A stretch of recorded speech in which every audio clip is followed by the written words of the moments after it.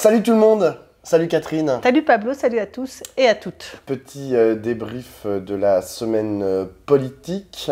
Donc nous avons un nouveau gouvernement.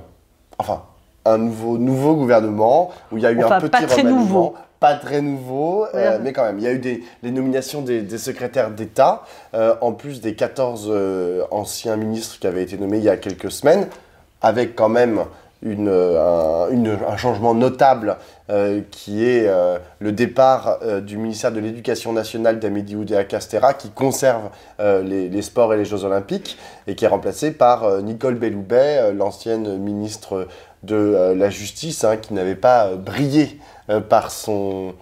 Quoi? T'en sais quelque chose, toi? Ah bah oui. Moi, je me souviens de cette image où il y a Nicole Belloubet qui fait un discours et les avocats qui jettent leur robe devant elle. Ah oui, ça c'était au moment de la réforme des retraites. Si, c'était la réforme des retraites. La première réforme des retraites. Celle qui n'est pas allée au bout. Exactement. Et où, en fait, elle ne modifie pas d'un iota ni son comportement, ni son ton, ni son texte. D'accord. Et je me suis dit, mais ces gens sont enfermés dans des carapaces. Enfin, elle a quand même genre 50 avocats qui viennent jeter leur robe et elle ne bronche pas. Enfin, elle continue son truc. Ça m'avait halluciné.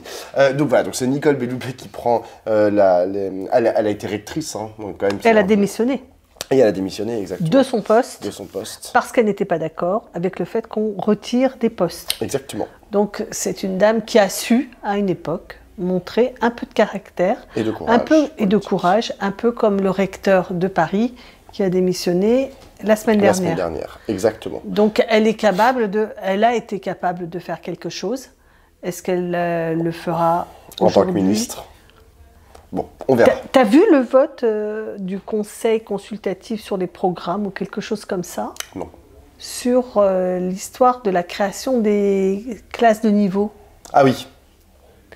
Eh bien, il y a une personne qui s'est abstenue et tous les autres ont voté contre. C'est-à-dire qu'il y a vraiment un problème très très sérieux des propositions faites par Gabriel Attal dans l'école, soi-disant pour faire son choc des savoirs, qui ne rencontre absolument pas l'accord de la communauté éducative. Et ni des experts. Oui, mais ils en font partie dans ce comité consultatif. Ils ne sont pas décisionnaires, mais ils sont consultatifs. Donc il y a le recteur de Paris qui a dit ciao, bye bye, et ce conseil consultatif et tout le malaise que l'on sait dans l'école. Donc ça allait bien plus loin que l'affaire AOC qui était certes qui a cristallisé le malaise et vraiment on se fout de nous quoi. Nous mettre cette nana qui met ses enfants à Stanislas, bon c'était pas possible. Donc les profs n'en ont pas voulu. Mais le problème auquel va se confronter Belloubet là dans l'éducation nationale, si elle n'a pas de marge de manœuvre, et je pense qu'elle n'en a pas, puisque quand Bayrou dit il y avait un profond désaccord dans notre discussion avec Attal, c'est que je pense qu'ils sont raides comme des passes lacées et qu'ils vont vouloir imposer leur approche de la transformation de l'école. Exactement, et en fait on revient finalement un peu à ce qu'on se disait sur les agriculteurs. Est-ce que il est possible dans un secteur de faire passer un programme en force lorsqu'on a le pouvoir, comme c'est le cas pour Emmanuel Macron et Gabriel Attal, sans l'aval, sans l'accord, sans une dynamique en fait du côté de ceux qui sont ce secteur, en l'occurrence là le corps enseignant et les experts de ces espaces-là. C'est vrai que ça paraît très compliqué. Là, encore une fois, tu l'as très bien dit, mais les classes de niveau, je vous renvoie à un article de Mediapart sur le sujet, qui fait une recension en fait, de toutes les expertises qui ont réfléchi à ces questions de classe de niveau, et toutes concluent à ça va pas, en fait, c'est pas bon, ça ne crée que des inégalités, ça ne crée que des frustrations, et ça ne résout en rien les problèmes que c'est censé supposer résoudre. La bourgeoisie sauve les siens. Moi, je pense que c'est ça la philosophie de cette affaire. Donc, on voulait vous parler aujourd'hui, on fait un débrief spécial vieux, spécial vioc, D'abord, on voulait parler de François Bayrou, parce que ça a quand même animé une partie de l'actualité politique de la semaine. Rentrera au gouvernement, rentrera pas, s'il rentre où, et puis finalement il rentre pas, et puis il fait moult commentaires sur les raisons pour lesquelles il n'est pas rentré dans ce gouvernement. Et dans un deuxième temps, on voulait vous parler de ce qui se passe dans le cinéma français, avec notamment ce qu'a raconté l'actrice Judith Godrèche, qui a dénoncé des viols et des agressions sexuelles sous emprise de la part de deux grands réalisateurs, que sont Benoît Jacquot et Jacques Doyon. Oui, et on va élargir la question. En fait, c'est pas simplement ces deux-là. Il y a beaucoup d'affaires qui sont en train de sortir et qui concernent des hommes qui étaient plutôt, je dirais, estampillés à gauche, c'est-à-dire plutôt qui ont été dans la foulée de 68, c'est-à-dire des gens qui Gérard sont nés... Miller. Oui, il y a aussi Toretton. Non, c'est pas Toretton. Non.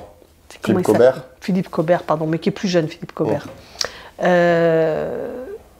Mais il y a également l'affaire Adèle Haenel qui ressort, puisqu'en fait, ça va passer en jugement. Bon, on reviendra là-dessus, mais d'abord, parlons de François Bayrou. Le retour de François Bayrou. On croit que, à certains moments de la vie politique, on croit que François Bayrou est enterré, et en fait, pas du tout. En fait, François Bayrou, on le jette par la porte et puis il rentre par la fenêtre. C'est-à-dire qu'il est toujours une personnalité politique quand même de premier plan. C'est quand même la première conclusion de cette semaine. Que ce soit les commentateurs et les hommes et les femmes politiques lui donnent une place très importante. Dans le dispositif Macron, il a une place très importante parce que je rappelle que en vérité, Emmanuel Macron, il ne peut pas compter sur l'appui ou avoir les conseils de beaucoup de gens qui ont l'épaisseur politique de François Bayrou. Et quand je dis épaisseur politique, c'est que d'une part, il a une vision de la France et du monde qui est originale et dont il tient à l'originalité depuis maintenant des dizaines d'années. Et d'autre part, il a une carrière politique ancrée localement, ce que ne peuvent pas la plupart des membres de la majorité d'Emmanuel Macron ne peuvent pas se targuer en fait de ce même ancrage. Donc il a ces deux atouts-là qui font qu'il est une personnalité incontournable de la vie politique. Et alors là, il y a eu des rumeurs comme quoi il allait rentrer au gouvernement. A priori, il y a même eu des discussions. Il est allé déjeuner chez Gabriel Attal à Matignon mardi ou lundi. Ça a débouché sur pot de balle, avec une justification de la part de François Bayrou lui-même qui était nous avons des désaccords politiques profonds sur la ligne directrice que prend ce gouvernement. Qu'est-ce que tu en penses ? Je pense que moi, je pense que ça dit des choses assez importantes. C'est-à-dire que le MoDem, on avait déjà vu que Bayrou n'était pas trop fan sur la méthode pour la réforme des retraites. C'est pas que ça lui déplaise profondément, mais en fait, il n'est pas tout à fait d'accord pour que ça se passe comme ça se passe, c'est-à-dire notamment que ça se passe en passant par-dessus le corps des syndicats. Je pense que lui, il aurait voulu, comme d'ailleurs dans la première réforme des retraites, qu'on trouve un deal avec la CFDT. Et il avait fait entendre son malaise au moment de la loi immigration. C'est-à-dire qu'en fait, déjà sur les deux grandes réformes, il avait montré une distance, soit sur la méthode, soit sur les concessions politiques qui ont été faites à l'extrême droite. Donc je pense que c'est l'aboutissement de ce problème politique, et que quand, dans l'interview qu'il donne notamment à France Info jeudi matin, il dit il y a un désaccord politique profond, dont j'espère qu'il est circonscrit à l'école. Donc voilà. Et ce qu'il dit, les deux éléments qu'il met en avant, c'est la méthode en effet de gouvernement. C'est-à-dire il y a un écart qui se constitue entre la base, c'est nous la base, quoi, la France, le peuple, et les élites.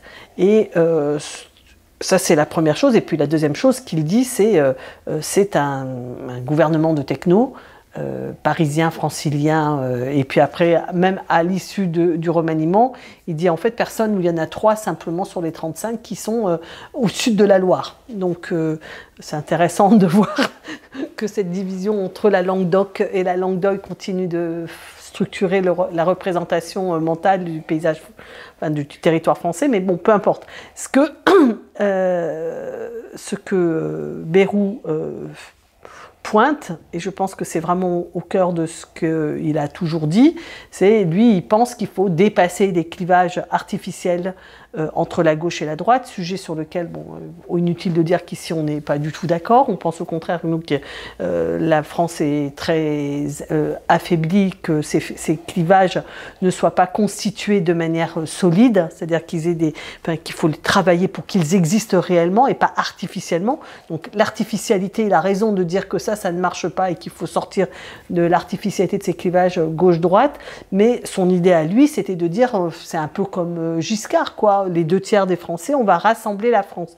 Donc il est plutôt sur un mode rassemblement de la France, et je crois qu'il est assez en désaccord avec la méthode de gouvernement verticale et tranchante, clivante, on dirait, d'Emmanuel Macron, et que ça fait une différence assez profonde quand il dit, je crois que c'est sur l'école, mais j'espère que ce n'est que sur l'école. En fait, on sait bien que ce n'est pas que sur l'école, que c'est un désaccord avec Macron sur le rapport au pays et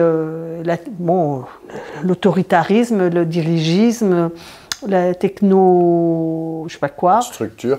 Mais en fait, c'est tout à fait juste ce que tu dis, parce que quand tu regardes, il a déjà été ministre de l'Éducation nationale dans les années 90, François Bayrou, et je notais les commentateurs politiques cette semaine qui disaient... Il a vraiment pas marqué sa période au ministère, il est resté 3-4 ans. Il n'y a pas eu de grande loi à Bayrou, etc. Si ce n'est la réforme du baccalauréat qui est passé de bac A, B, C à bac scientifique, économique et social et littéraire. Mais en fait, ce que ça dit aussi, donc, il pointait l'immobilisme de François Bayrou à la tête du ministère de l'Éducation nationale. Mais en fait, ce que ça dit aussi, c'est qu'il était à l'écoute des syndicats, notamment des syndicats de professeurs et de parents d'élèves. Ce qui a été noté d'ailleurs, il y a la parole qui a été donnée à des syndicats de profs cette semaine sur l'hypothèse François Bayrou, et tous ont dit, dans les années 90, on travaillait bien avec François Bayrou.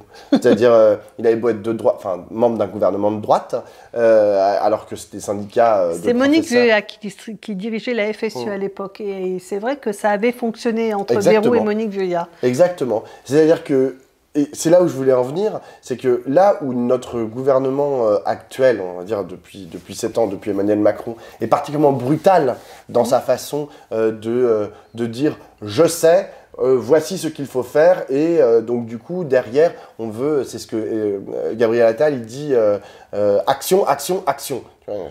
Et après il veut des résultats, des résultats, des résultats. C'est-à-dire qu'il veut que ça fasse vite et puis derrière il y a des résultats. Sauf que quand on a en face de soi l'éducation nationale, c'est-à-dire le corps constitué du secteur public où il y a le plus de fonctionnaires, 800 000, en fait on ne peut pas brutaliser en fait les secteurs, comme on ne peut pas brutaliser non plus d'ailleurs le secteur des agriculteurs. Et là, j'ai l'impression que la méthode qui a été choisie, en tout cas qui a été celle de Gabriel Attal, c'est de dire le choc. D'ailleurs, c'est comme ça qu'il l'appelle, le choc des savoirs. Donc, il veut un choc.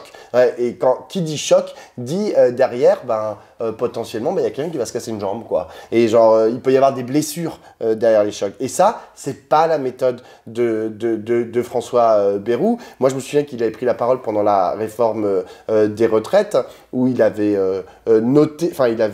donné le point, ou plutôt vanté la mobilisation, tout en disant qu'il était plutôt pour la réforme, il avait vanté la mobilisation exemplaire de l'intersyndicale. C'est-à-dire que, en vérité, pour lui, les corps intermédiaires qui existent dans notre paysage français, politique français, c'est pas des trucs sur lesquels on peut s'asseoir et comme veut le faire. Pour lui, c'est un atout. Exactement, c'est un atout. Contrairement à Emmanuel Macron, qui, lui, les considère comme des freins, en fait. Tout à fait. Et ça, je pense que voilà, c'est une grosse différence d'approche au-delà des questions fondamentales et de son rapport à la République qui a été un peu mise à mal. En fait, dans les propositions liées à l'immigration, je pense que ça, voilà, il l'a dit, hein, je pense que ça lui a un peu fait mal à sa République. Et dans les propositions qui sont faites sur l'école, qui est quand même un des piliers de notre République, c'est vrai que, on l'a dit en introduction, mais on va encore plus vers une école des inégalités, en fait, qui sera encore plus un outil de reproduction des inégalités, notamment sociales. En tout cas, il ne voulait pas être ce ministre-là. Et d'ailleurs, Gabriel Attal, je pense, n'avait jamais envisagé de lui demander de devenir ce ministre-là, parce qu'il savait qu'il ne le ferait pas.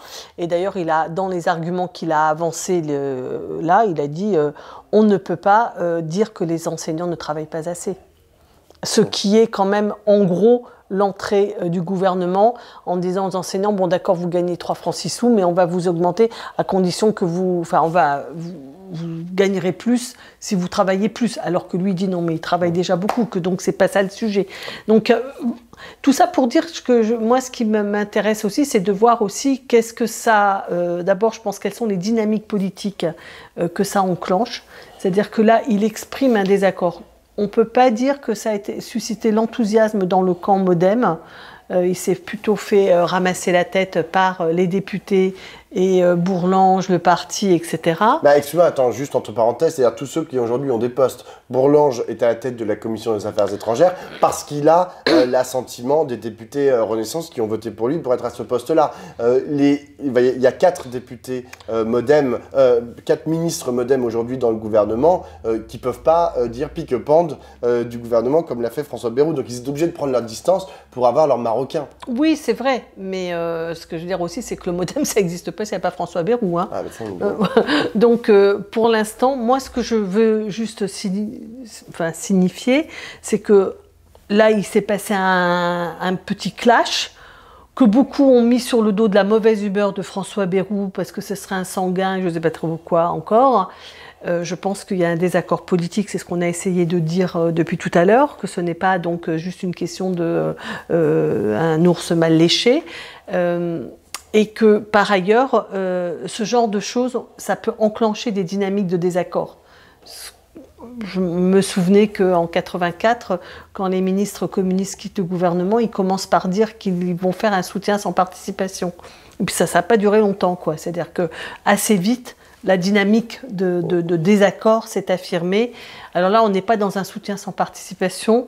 Est-ce qu'on est dans une participation sans soutien? Peut-être pas encore, mais en tout cas, ce que je veux dire, c'est que le problème de la sensibilité qu'exprime François Bayrou et qui est absolument maltraité par la pratique macronienne dominante peut tout à fait dégénérer dans une crise politique plus grave.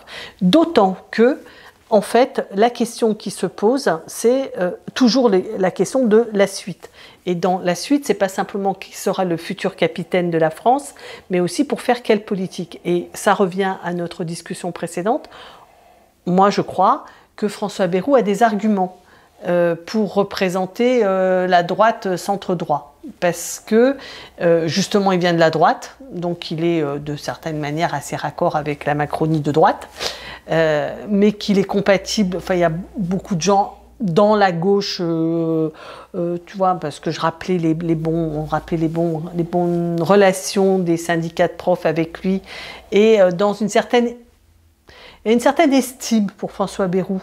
Vous vous rappelez qu'il avait appelé à voter pour Ségolène Royal face à Nicolas Sarkozy. Enfin bref, c'est pas quelqu'un qui révulse la gauche. C'est-à-dire que donc il a un profil de candidat de rassemblement pour un éventuel second tour. Sachant que cette semaine sont tombés, ce qui ne se fait jamais en principe, des sondages de second tour. Parce que déjà qu'on ne connaît pas les candidats du premier tour, donc faire des sondages de second tour, c'est assez olé olé.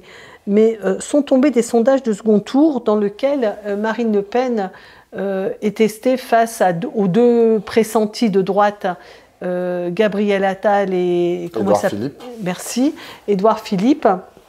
Tu fais une Biden.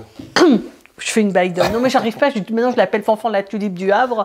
Et donc, j'arrive plus à retenir son nom. Donc, Marine Le Pen est testée face aux 2.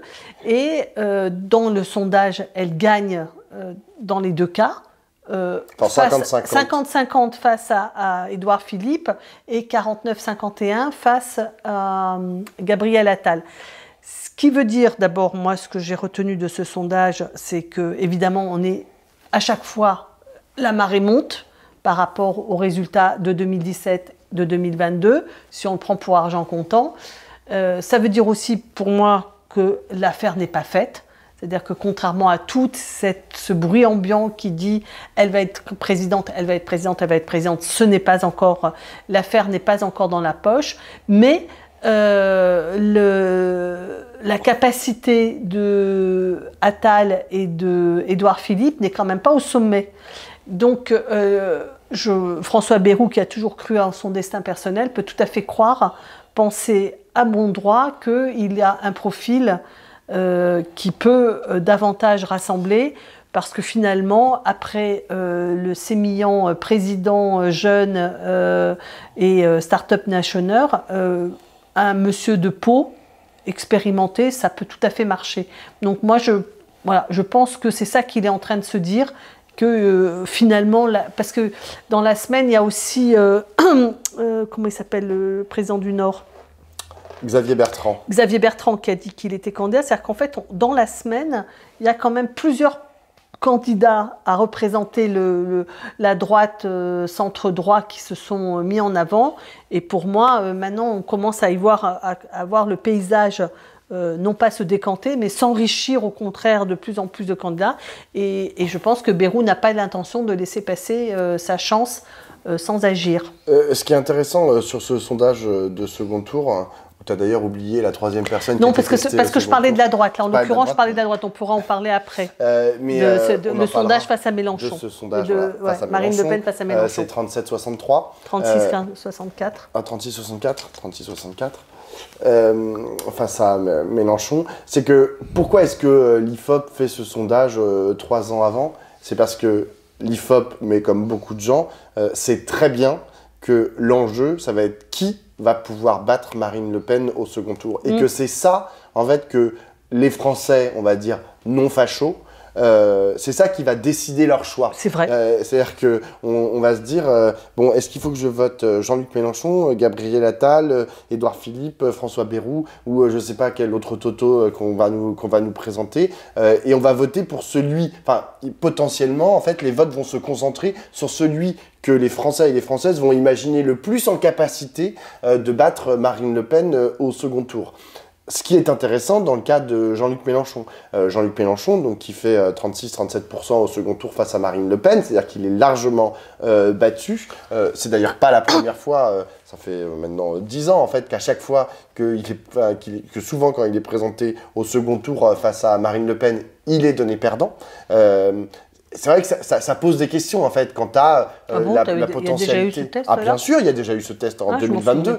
En 2022, avant 2022, il avait été testé face à Marine Le Pen. Et sa capacité à rassembler les Français et les Françaises, y compris ceux qui avaient pu voter pour le centre droit ou pour la droite, pour battre Marine Le Pen au second tour, ça faisait pas la rue Michel. Donc c'est un enjeu, à mon avis, qui va cristalliser dans les mois et dans les années à venir avant 2027. Donc, après, à voir comment chacun se positionne par rapport à ça. C'est vrai que la méthode Bayrou jure complètement avec la méthode Macron ou la méthode Attal, en fait, qui se ressemblent plus ou moins, jeune, dynamique et parisien, quoi. Même si Macron vient pas de Paris et Gabriel Attal, si, mais globalement, c'est ça l'image qu'il renvoie. Et on avance, Et on avance et genre, rien ne nous arrête. Donc là, voilà, là, il y a un point de réflexion. Tu veux parler de Jean-Luc Mélenchon, du sondage? Non, je suis d'accord avec ce que tu viens de dire. C'est que, en effet, c'est très étrange ce sondage parce que, voilà, on ne sait pas dans quelles conditions Jean-Luc Mélenchon accéderait au second tour, mais que dans cette hypothèse-là, ce que tu viens de dire me paraît tout à fait juste, c'est que pour l'instant, dans l'État, il serait battu à plat de couture. La question, c'est évidemment, moi je le crois absolument, que ce sera ça qui sera déterminant pour le premier tour. C'est-à-dire qu'au premier tour, il y aura l'ombre portée du second tour parce qu'il y aura cette idée que Marine Le Pen peut gagner, ce qui n'a jamais été le cas jusqu'à présent. Et que donc l'idée de choisir à l'issue du premier tour celui qui va aller affronter Marine Le Pen sera décisif. Et que donc peut-être que ça sera Jean-Luc Mélenchon si il apparaît comme étant celui qui est capable de rassembler non seulement les siens autour de son électorat insoumis, mais au-delà, et au-delà jusqu'à la gauche, et au-delà de la gauche, soit il est capable de faire ça, et à ce moment-là, les 36%, ça n'a aucun sens. Ce que je veux dire, c'est que je pense que ce sondage de 36% n'a aucun sens. Soit il est capable de démontrer qu'il peut rassembler plus largement que son camp, et d'être celui qui bat Marine Le Pen, soit il n'ira pas au second tour, parce que quelqu'un d'autre ira au second tour. Il y aura quelqu'un dans les candidats, par exemple François Bayrou, par exemple Édouard Philippe, qui sera capable de donner la perspective que Marine Le Pen soit battue. Donc c'est pour ça que je le trouve absurde, ce truc de... Mais ce qui est... En fait, ce que tu es en train de dire, c'est quiconque sera au deuxième tour face à Marine Le Pen sera celui qui sera capable de rassembler les non-fachos, donc finalement gagnera.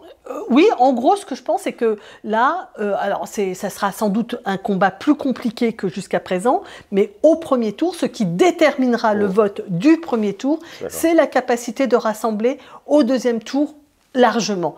Donc c'est pour ça que le profil de François Bayrou, moi je pense que c'est un profil qui a une vraie chance, pour plein de raisons, celles qu'on a dites, celle de sa personnalité, du fait que c'est un homme politique véritablement qui représente aussi d'une certaine manière l'expérience et l'histoire. Hein, donc, et puis c'est un homme cultivé, enfin je veux dire, il a beaucoup d'atouts pour lui, mais ça peut être François Bayrou, mais ça peut être Jean-Luc Mélenchon, si Jean-Luc Mélenchon cesse de faire le Jean-Luc Mélenchon d'aujourd'hui. C'est-à-dire que Jean-Luc Mélenchon, il a su être un homme en effet très cultivé, très rassembleur, incarnant l'histoire de la gauche, et c'est quand il a fait ça qu'il a fait ses résultats de premier tour et qu'il peut faire le résultat de second tour. Pour l'instant, c'est pas ça qu'il annonce vouloir faire, et si c'est pas ça, il ne peut pas aller au second tour. Et donc, quelqu'un d'autre à gauche, ou alors la gauche sera ratatinée. Est-ce que François Ruffin est capable de porter cette image-là? Est-ce que Clémentine Autain est capable de porter cette image-là? C'est-à-dire d'être quelqu'un qui rassemble la gauche, mais qui est capable de rassembler au-delà de la gauche pour le second tour face à Marine Le Pen. C'est cette personnalité-là qui aura une chance de passer au premier tour. Bon, on n'en est pas là, mais c'est certain que c'est ça qui est en train de se jouer. On n'en est pas là, on n'en est pas loin non plus. Non, je suis tout à fait d'accord. C'est-à-dire qu'en fait, dès après les européennes. Oui, et en vérité, c'est pas vrai que ça attend les européennes. C'est-à-dire qu'en fait, dès maintenant, en effet, à droite, on le voit que le paysage est en train de se remplir de personnes qui prétendent avoir une proposition politique et qui essayent de se dire, nous serons... Alors, à droite, il y a pléthore, parce que c'est le centre droit et la droite qui aujourd'hui rassemblent plus de monde, je dirais, sur le papier.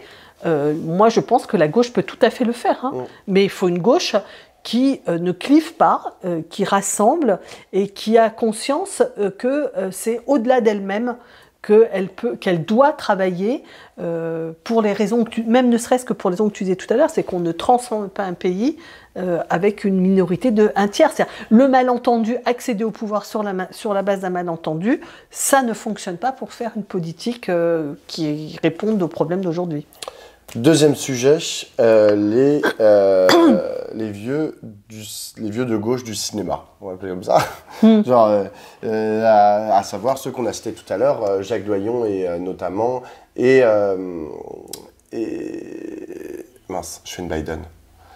Jacques Doyon et Benoît Jacot, mais aussi Gérard Miller, donc le psychanalyste qu'on a cité un peu tout à l'heure, qui a accusé par maintenant plus de 50 femmes d'agressions sexuelles et de viols divers et variés,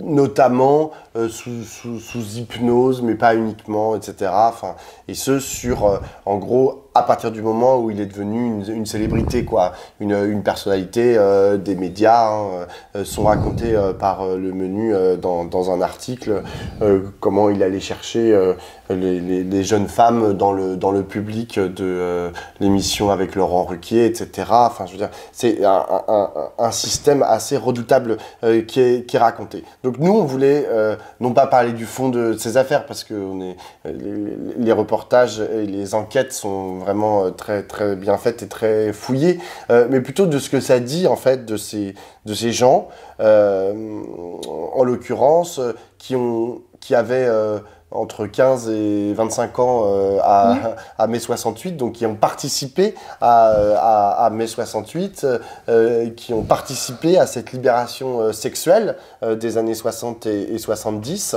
et qui aujourd'hui, en fait, se trouvent dans des situations de pouvoir. C'est ça, hein, au fur et à mesure, ils avaient 20 ans en 1968, mais dans les années 90 et 2000, bah, ils en avaient plus 20, quoi. Ils en avaient plutôt 60, 50, ou 50-60, et tout d'un coup, ils ont acquis de par leur travail, hein. Enfin, ils ne sont pas des méritants, hein, pour le coup, ils ont produit des œuvres tout à fait intéressantes, ils ont acquis des positions de pouvoir, et ils ont continué, en fait, à drainer, à avoir cette relation au sexe qui était plus possible, en fait, parce que précisément, et je pense que c'est ce qu'ils n'ont fondamentalement pas compris, c'est que les rapports de pouvoir que du coup ils exerçaient sur les jeunes femmes notamment étaient plus du tout les mêmes que lorsqu'ils avaient 20 ans. Lorsque tu as 20 ans et que tu dragues une autre nana de 20 ans à la fac, il peut y avoir des problèmes de non-consentement, etc. Ça, bien sûr, et des problèmes de domination. Mais lorsque tu en as 60 et que tu dragues une fille du public, alors là, excuse-moi, et que toi, tu es connu et qu'elle, elle est inconnue dans le public, alors là, les problématiques de domination sont démultipliées, quoi. Et ça, j'ai l'impression qu'ils ne l'ont pas compris. Oui, enfin, je pense que très prosaïquement, ils ont eu une position de pouvoir qui leur a permis de satisfaire leur désir. Un désir qui, à mon avis, n'a aucun rapport, un rapport presque éloigné avec la sexualité, en fait. L'affaire Gérard Miller, elle est assez troublante parce qu'en fait, ce que l'on comprend, c'est que pour beaucoup, ça se passait sous hypnose. Mais qu'est-ce que c'est que cette histoire de entre guillemets, faire l'amour avec une femme qui n'est pas là, qui dort. Tu vois, je veux dire, tu n'es pas dans un échange, en aucune façon. C'est véritablement prendre l'autre. Et dans toutes ces histoires qui sont sorties maintenant depuis MeToo, en fait, véritablement, l'ampleur de cette transformation vraiment spectaculaire du refus de la domination des femmes, ça dit aussi que cette idée de se faire choper comme ça, en dormant, dans les chiottes, etc. Enfin bon, des trucs hallucinants de femmes qui se font... Judith Godrèche raconte qu'on lui fait faire 45 fois la même prise. Elle avait 15 ans. Elle avait 15 ans et elle se fait filmer 45 fois une scène de sexe en présence de la femme de Jacques Doyon, qui était Jeanne Berking. Enfin bon, on voit le niveau d'humiliation pour Jeanne Berking, de perversité pour Doyon, de souffrance pour Judith Godrèche. Et ça raconte quoi? Je veux dire, la sexualité, c'est pas une collection de faits d'armes. Enfin, on met pas des trophées, on met pas des têtes comme les chasseurs qui mettent la tête des bêtes qu'elles ont abattues. Enfin, je pense que véritablement, on ne parle... Enfin, là, il n'est presque plus question de sexualité, ou il n'est question de sexualité que dans sa dimension d'exercice du pouvoir. C'est-à-dire que c'est vraiment une sexualité restreinte. Donc, en fait, d'abord, très très loin du discours d'égalité, de libération sexuelle, qui n'a jamais été totalement abouti, mais qui était la prétention utopique de ces années-là. Et ce sont des gens qui se sont installés dans cette domination de pouvoir et qui sont devenus des sales cons. Non, mais je veux dire vraiment, quoi. C'est-à-dire, c'est pas possible de faire ça aux femmes. Enfin, c'est pas possible de concevoir les relations humaines de cette manière. C'est-à-dire qu'ils ont abdiqué profondément de l'esprit de cette époque-là, parce que beaucoup disent non, mais il faut se replacer dans le contexte. Dans cette époque-là, on voyait pas les choses comme ça. On pensait que les enfants, ils avaient une sexualité, je sais pas quoi. Mais enfin, bon, d'abord, tout ne s'est pas passé en 68 ou en 70, même loin s'en faut. Et par ailleurs, ce que je veux dire, c'est que l'ambition de 68 était une ambition de libération, pas une ambition de mécanique des fluides.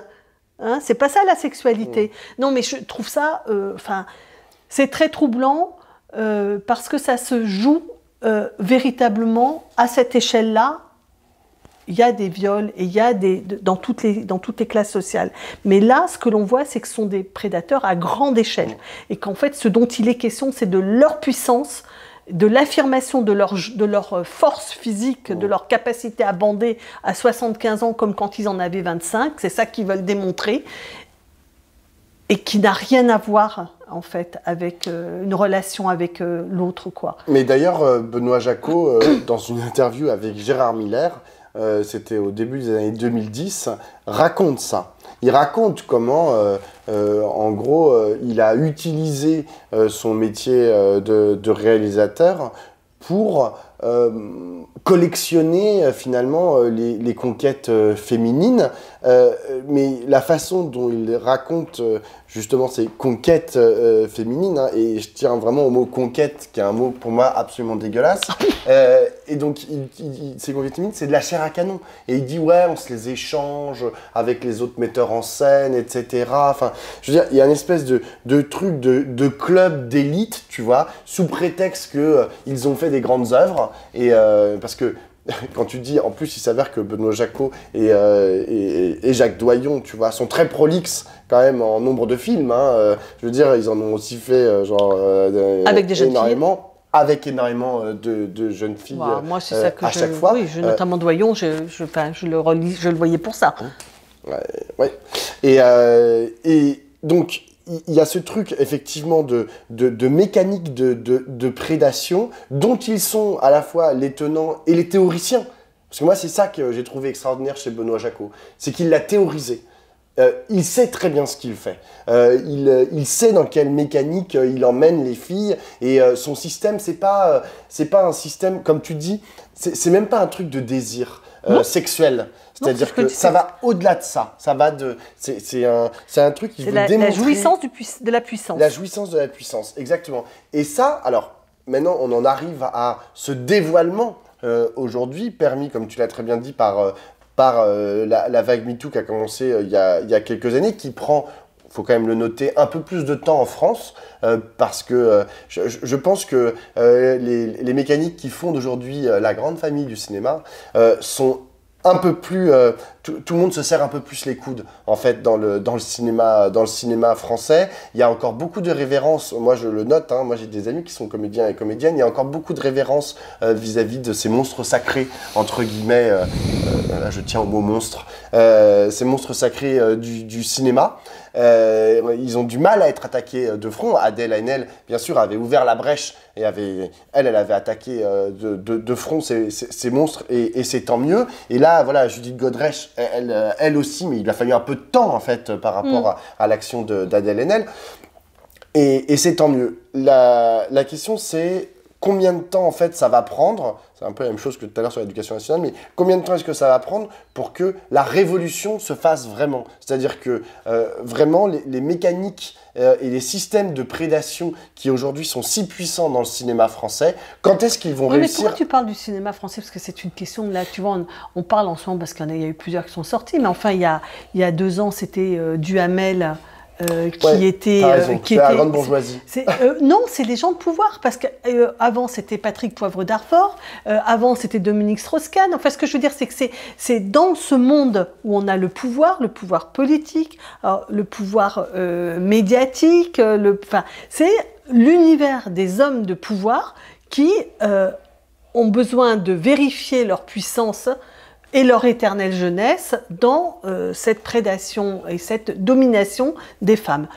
Pour l'instant, il n'y a pas eu de MeToo dans les boîtes du CAC 40 ans. Alors, et pourtant, il y a du pouvoir. Oui, je suis d'accord, mais c'est pour ça que c'est pas encore dans le monde économique, mais peut-être que ça ne se joue pas de la même manière. Peut-être que le monde politique, le monde médiatique et le monde du cinéma, c'est-à-dire dans un monde du narcissisme très développé, la conquête des femmes, des belles nanas et des belles bagnoles, c'est peut-être ça qui fonctionne. Je vais te dire pourquoi je parle du cinéma français en particulier et que je dissocie ça du monde politique, même si effectivement on peut retrouver en fait les mêmes mécaniques de prédation.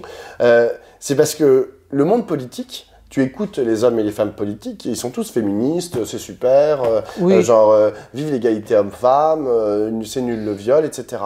Quand tu regardes le cinéma français, les productions qui sont encore faites aujourd'hui placent encore la femme comme un objet sexuel. Enfin, je veux dire, c'est encore comme ça en fait que c'est dépeint dans le cinéma français. Je dis pas partout, je dis pas tout le temps, mais c'est aussi le cas, c'est-à-dire que on sexualise en fait des femmes qui ont 16 ans, on leur donne...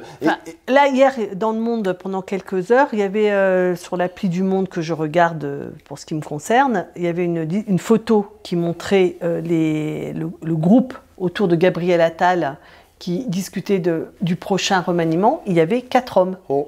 Je me souviens de cette photo, mais vraiment comme si c'était hier, de François Hollande réunissant son état-major au soir du premier tour en vue du second tour. Il y avait une photo qui avait été faite. Il n'y avait aucune femme dans les 20 autour de la table. Et je regrette, mais ça reste encore. Aujourd'hui, ce n'est peut-être pas, on ne le sublime pas, on ne raconte pas les salades que raconte le cinéma, mais dans la pratique, le monde politique est un monde qui est resté profondément masculin et masculiniste. Et alors, le gouvernement et les pratiques de Macron et de sa bande, au secours. Et parfois, ça rejoint même le discours. On se souvient de ce qu'a raconté Emmanuel Macron sur Gérard Depardieu, où là... oui, bien sûr, mais Darmanin et tous, et les entre hommes, là... mais ce que je veux dire, c'est qu'ils sont... entre hommes, et en plus ils produisent un discours masculiniste, tu vois, c'est pas ce tu pourrais être entre hommes, tu vois, et puis genre te dire ah bah oui c'est vrai qu'il y a pas de femmes, j'entends qu'il y a des différences avec le cinéma. La forme que cela prend n'est pas la même, ce ne sont pas des artistes, ce sont des gens de pouvoir qui assument en tant que tels, mais ce que je veux dire c'est qu'il n'y en a pas un où ça va mieux que là, tu vois, et dans le monde politique, je trouve que les femmes, tu l'as signalé dans une midinale que tu as faite cette semaine avec avec Siffer et Mauduit.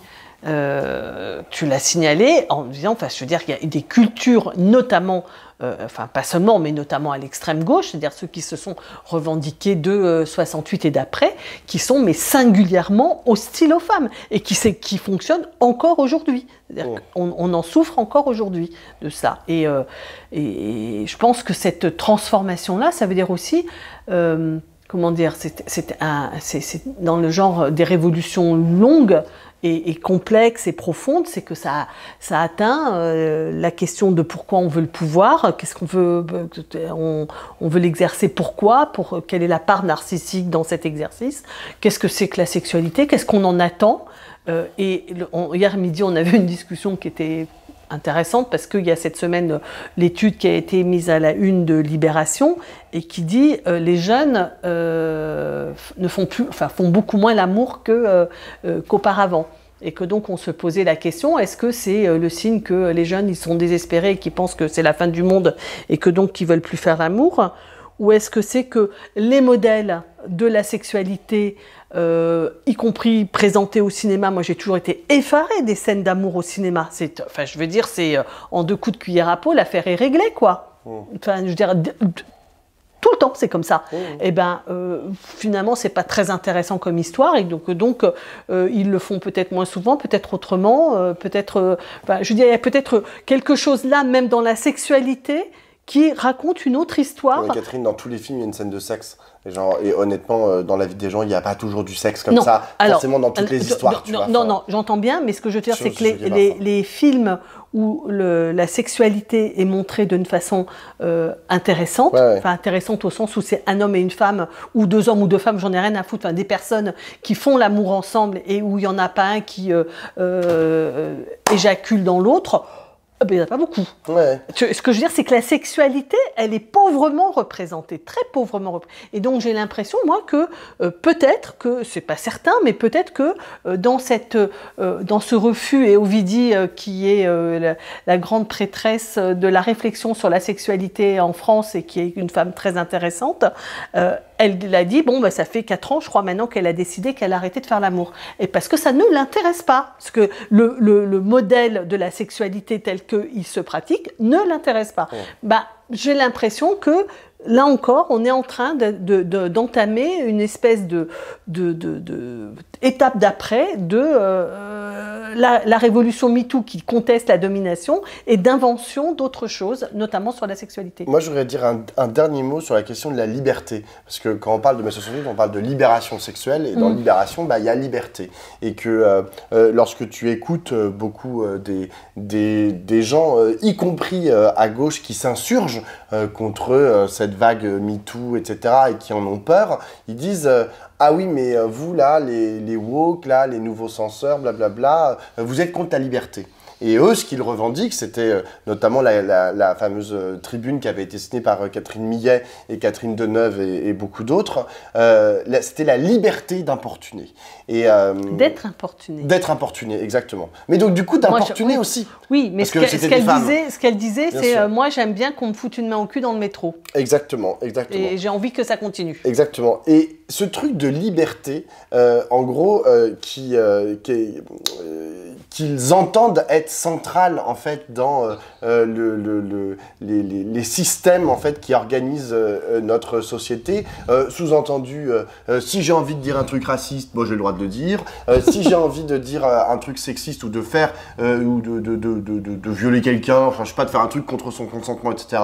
À vrai dire, pourquoi est-ce que je ne le ferais pas? Eh bien, ça, c'est quelque chose qui est revendiqué, et en particulier dans le monde du cinéma. Désolé, j'y reviens et je dis aussi du reste. Pourquoi? Parce que dans la tête de beaucoup de gens, tu sais, il y a je sais plus qui disait, toute licence en art. André Breton disait toute licence en art. Et ce truc de la possibilité de l'art d'aller frotter en fait avec les limites de ce qui est admis ou admissible est quelque chose qui est fondamental, et dans le cinéma, mais pas uniquement dans le cinéma bien entendu, dans le théâtre, dans la littérature, etc. Et donc ils vont frotter avec cette limite et ils disent, eh bien en tant qu'artiste, en tant que réalisateur Jacques Doyon, en tant que réalisateur Benoît Jacquot, eh bien ma liberté doit être absolue. Ma liberté de créateur. Ma liberté de créateur, pardon, doit être absolue. Et si ça passe par violer une gamine de 14 ans, eh bien ça passera par violer une gamine de 14 ans. Et il faut me laisser faire parce que je suis un artiste. Oui, parce que c'est la condition de mon art. C'est la condition de mon art. Ma liberté, pas forcément le viol, mais ma liberté. Et si ça passe par le viol, ça passe par le viol. Et ça, cette façon en fait de penser l'art en dehors de la société, tu vois, moi je pense que bien sûr les artistes, il faut qu'ils aient toute licence en art de Breton. Je trouve cette phrase fort intéressante. Et il faut bien sûr qu'ils aillent chercher. Mais le problème, c'est déjà ils oublient qu'ils restent des êtres humains, tu vois, comme les autres, et qu'on peut pas, toute licence en art, t'es gentil, mais genre en fait au bout d'un moment c'est mon poing dans la gueule, voilà, et la société a le droit de répondre fermement en fait aux conneries que peuvent faire les artistes. Ça c'est la première chose. Et la deuxième chose, c'est que il y a des contingences, enfin il y a des dynamiques dans la société dont les artistes ne peuvent pas faire abstraction. Mais surtout c'est que toute licence en art, ça veut pas dire toute licence pour les artistes. Oui, exactement. C'est quand même ça la différence, c'est-à-dire que tu as le droit d'écrire ce que tu veux dans un roman, mais si tu le dis dans l'espace public, c'est pas tout à fait la même, quoi. Ce que je veux dire, non, toute licence en art ne vaut pas toute licence pour les artistes. Et dernier point, parce qu'on n'en avait jamais parlé de ça, il y a un débat qui est assez compliqué qui se joue en ce moment au Parlement européen sur la question du viol, la définition du viol. Et je trouve que ça flirte avec notre discussion là. Donc la proposition qui est faite au Parlement européen, c'est de considérer comme viol ce qui n'a pas reçu le consentement. Alors que la France tient à la définition du viol comme un acte délibéré, c'est-à-dire quand il y a une intentionnalité. C'est-à-dire qu'on est violeur, pas parce que l'autre ne nous a pas donné son consentement, mais parce que vous avez décidé, vous avez produit un acte violent, par surprise, par domination, etc. Mais je veux dire, vous êtes acteur de votre crime, voilà. Et que c'est une question qui divise beaucoup et qui divise parmi les juristes, qui divise parmi les féministes. Beaucoup de féministes sont plutôt favorables à la définition européenne. Avec précaution, moi je vais dire que je suis plutôt d'accord avec la définition française. C'est-à-dire que ça ne montre pas du tout le fait que la question du consentement est fondamentale, et en particulier si tu exprimes ton refus, si l'autre il avance, il est acteur d'une transgression. Ceci étant, moi je tiens plutôt à l'idée qu'on commet un crime quand on est acteur de ce crime par action positive. Voilà, c'est plutôt mon point de vue sur le sujet. Donc, en l'occurrence, je ne suivrai pas le point de vue dominant dans le monde féministe.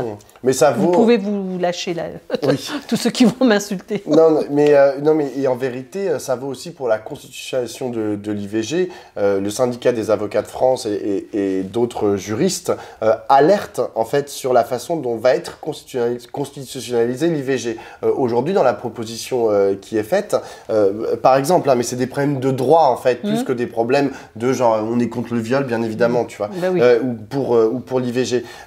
En fait, dans la proposition qui est faite, est introduit en fait une liberté pour le Parlement de décider un peu les règles de l'IVG. Alors qu'aujourd'hui, c'est ce que expliquent les juristes, l'IVG est très bien défendue par la loi de 75 d'une part, et d'autre part par toute la jurisprudence qui a été prise depuis 75. Si on constitutionnalise l'IVG, alors on détruit toute cette jurisprudence et la loi de 1975, et pour certains juristes, ça met en péril en fait tout l'édifice juridique de défense de l'IVG. En gros, demain, si c'est en l'état, après la constitution de l'IVG, le Parlement pourra dire nous on décide que l'IVG c'est que jusqu'à 2 semaines. Voilà, et c'est ce qui a écrit dans la loi. Le Parlement est souverain en fait pour définir l'IVG. Et ça, c'est un risque pour les juristes spécialistes auxquels il faut faire attention. Ce qui ne veut pas dire, c'est important de mettre l'IVG dans la Constitution, ça ne veut pas dire que tout est cacaboudin dans la proposition. Mais voilà, c'est des risques juridiques, un peu comme tu le signalais au niveau européen, qu'il faut avoir en tête lorsqu'on réfléchit à ces questions. C'est pas des choses en fait qu'on peut faire comme ça... Voilà, un peu trop... Oui, mais pour reboucler sur pourquoi je parlais de cette affaire, c'était pas parce que seulement ça flirtait, c'est que c'est cette question de la transformation de l'attitude des hommes à l'égard des femmes. C'est-à-dire que la question, les femmes ne sont pas victimes, et les hommes doivent... Je suis parti sur le droit, moi. Oui, voilà, tu es parti sur le droit. Tandis que moi, ce dont je parlais, pour reboucler simplement sur le début de notre discussion, c'est ce débat sur le consentement pour la caractérisation du viol. Il y a cette question de droit fondamental qui est on est coupable par intention, qui me semble être un principe lequel moi je crois plutôt. Dans un crime, quand il y a une intentionnalité ou alors il y a des circonstances atténuantes, je veux dire, un accident de voiture, tu peux être coupable et tu n'as pas eu l'intention de... homicide involontaire. Homicide involontaire. Mais c'est pas un crime du coup. Voilà. Tandis que dans le crime, il y a une intentionnalité, il faut être acteur. Et par ailleurs, moi, ce qui m'intéresse dans cette discussion-là, c'est le fait que ça demande que les hommes changent.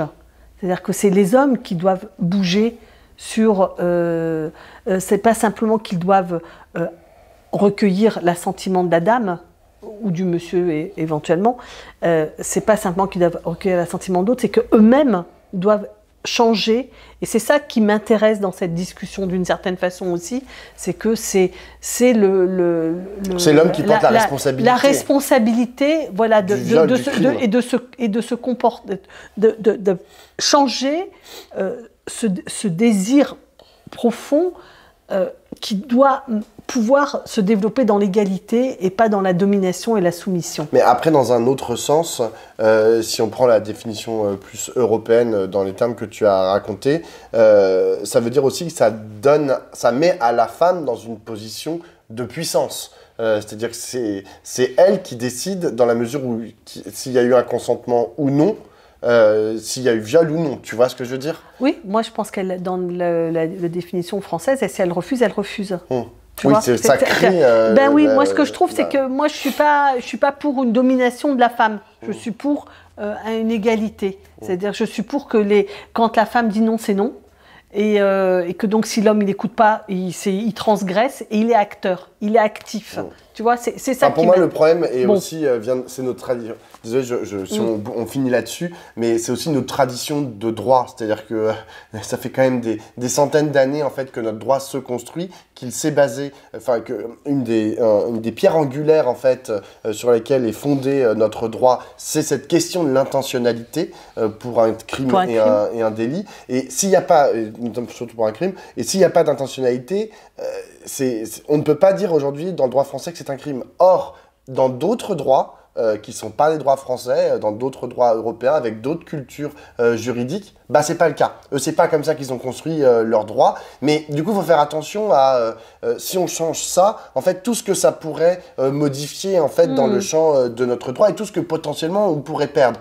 Sachant que on n'est pas non plus, on peut être ouvert au fait à des modifications, même en profondeur de notre droit, mais il faut toujours faire attention. Moi, je pense que le droit, il faut toujours le modifier avec des pincettes. Je sais plus si c'est le regretté Badinter qui disait ça ou un autre, tu vois, mais il faut vraiment faire attention. Notre constitution, tout notre arsenal législatif, c'est pas des choses qu'on peut prendre à la légère. Et je sais que les féministes qui portent la question de l'IVG ou la question de la constitutionnalisation, la constitutionnalisation de l'IVG ou la question du viol au niveau européen ne prennent pas ça à la légère. Non, je dis pas du tout ça. Non, mais il y a une demande de transcription dans le droit, par exemple avec la prescriptibilité des viols sur mineurs, que moi je ne soutiens pas du tout. Voilà, je suis tout à fait d'accord pour allonger, et je suis tout à fait d'accord aussi pour dire que ce qui peut s'exiger, c'est un procès, bien sûr, même si c'est prescrit. C'est-à-dire que c'est pas la même chose. La reconnaissance, le procès, c'est pas la même chose que. Mais bon, en tout cas, je te suis qu'il y a une demande aujourd'hui qui sur la question du droit. Il y a une demande de droit sur la question de l'égalité et de la préservation de l'intégrité des femmes, d'intégrité physique des femmes, et que je trouve qu'il faut essayer d'être un peu plus créatif peut-être. Tout se résout pas par du droit, éduquons d'abord nos garçons et nos hommes. C'est ça. On peut en finir là-dessus. Sur ce, à la semaine prochaine.